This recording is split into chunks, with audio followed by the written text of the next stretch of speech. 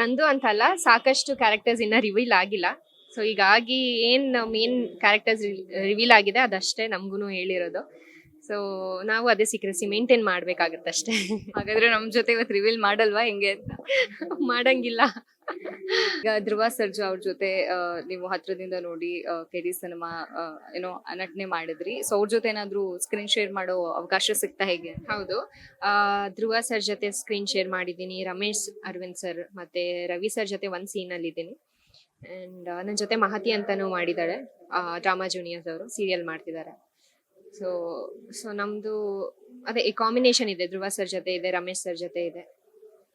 Okay, ಅಷ್ಟು ದಿಗ್ಗಜ ನಟರೊಂದಿಗೆ ಆ ನಟನೆಯನ್ನ ಮಾಡುವಾಗ ಸೊ ಹೆಂಗ್ ಅನ್ನಿಸ್ತು? ಅವ್ರನ್ನ ಫಸ್ಟ್ ಭೇಟಿ ಆದಾಗ ಯಾವ ತರ ಎಕ್ಸೈಟ್ಮೆಂಟ್ ಇತ್ತು ನಿಮ್ಗೆ ಅಂತ?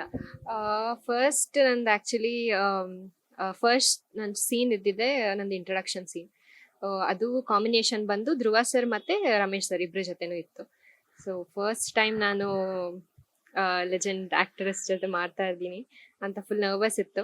ಜೊತೆಗೆ ನಾನು ವರ್ಕ್ಶಾಪ್ ಎಲ್ಲ ಮಾಡಿದ್ದೆ, ಬಟ್ ಸ್ಟಿಲ್ ನಾನು ಸೆಟ್ಟಿಗೆ ಹೋದಾಗ ನಾನು ಪ್ರಾಕ್ಟೀಸ್ ಮಾಡಿದ್ದೇನು ಬರ್ತಾ ಇಲ್ಲ ಔಟ್ಪುಟ್ಟು.